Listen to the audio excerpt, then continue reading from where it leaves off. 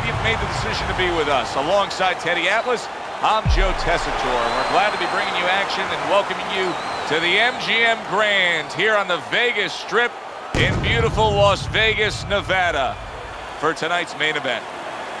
12 rounds of heavyweight action. This should be a good one tonight. Both fighters say they are primed, coming off a very intense and passionate training camp. Iron's coming down to the ring now, and what a nice reception as he is completely focused in on his goal tonight.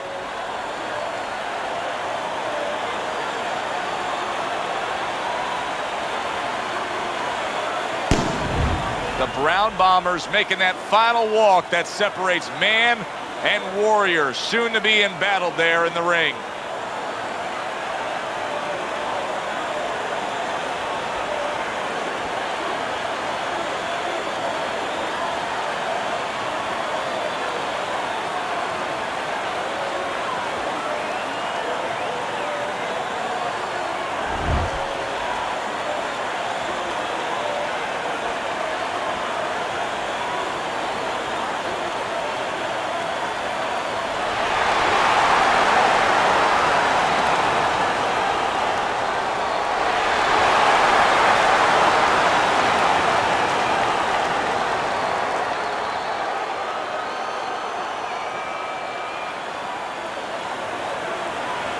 All right, fellas, let's have a good, clean fight.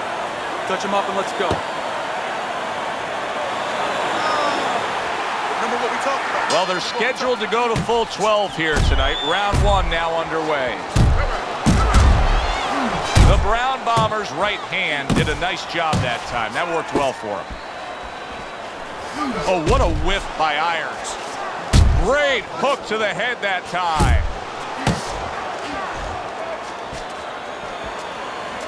Tall guy versus short guy here tonight in front of us. Teddy, why does it seem so hard sometimes that some tall fighters don't necessarily fight tall? Because, Joe, it takes great discipline to stay on the outside. You look at him, you say, hey, you're tall. I wish I was tall like that. But now it takes restraint, control to stay in those quarters and make sure you don't give in and allow the shorter guy to get close. And he engages in the clinch. Irons once again the target of a hook. See, he's got his guard up really well that time, and it protects his head. Hey, get out of there. You got to see that coming, champ. Let's go. You got to see that. Tucks those elbows in, blocks the body shot. And yet another big shot comes in. Oh, right off the bat, he goes down. Round number one, and he's on the floor. Came out a little careless, and he paid a price.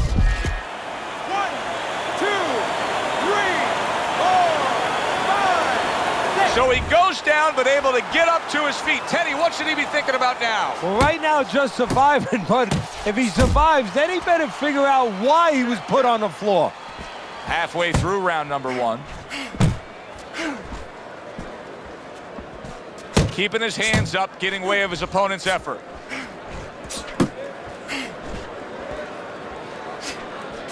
Keep doing what you're doing.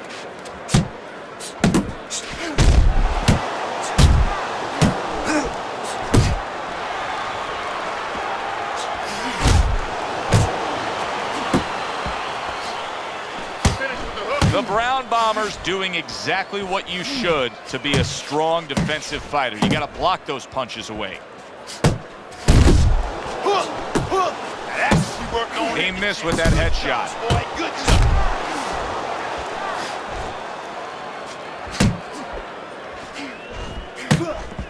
That was a fine block by Iron. Scores well to the head with the right hand. Red hot action to open up this fight. Both men throwing, both men landing. It's been a long time since I've seen something like this. I think it was in a film library. Watching Hammer and Hank, the great Henry Armstrong. Never took a step backwards, kept going forwards. He tried to nab him up top, but was unable to connect.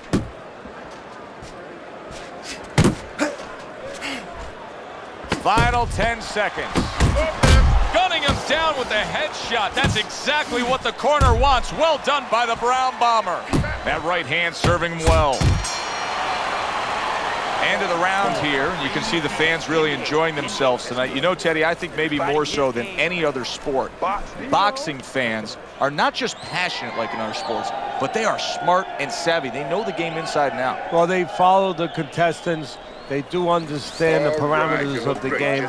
And you know what? They come here and they kind of demand from those fighters the performance that they expect from them. If they expect a guy to box, you hear them every once in a while saying, hey, come on, you know, let's get that jab working.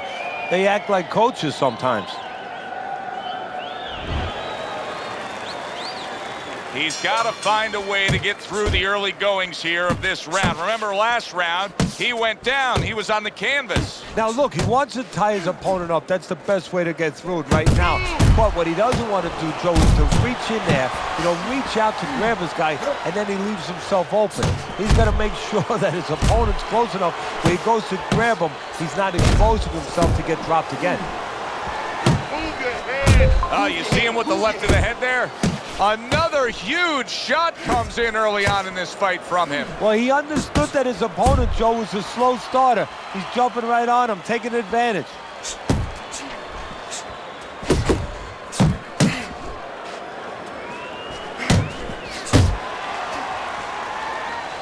Irons banged around by a big uppercut. Keep your head moving.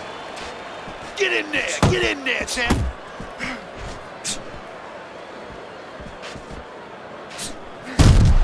The left hand coming into play by Iron. What a hook to the body by the Brown Bomber. Iron's coming up with the answers, avoiding that punch. A well-placed left hand. Wow! And for the second time tonight, he goes down.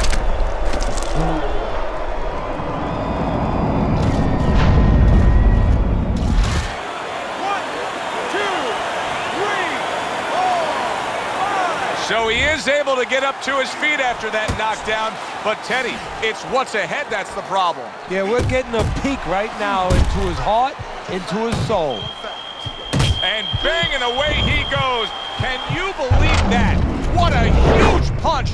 You couldn't have seen that one coming. And those are the ones you usually don't prepare for. You prepare for the ones that are more sophisticated, the ones that are a little tighter in the gym. You don't have training for these. 2, 3, 4, 5, 6, 7, 8, 9. I give him a lot of credit for even getting up from that knockdown, but he still has to impress and move forward here. Yeah, I applaud him. I give him credit, but I also recognize that he's in good shape. That's one of the reasons he got up.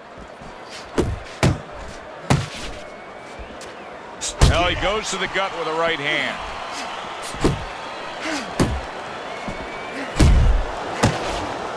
Nice block by Iron.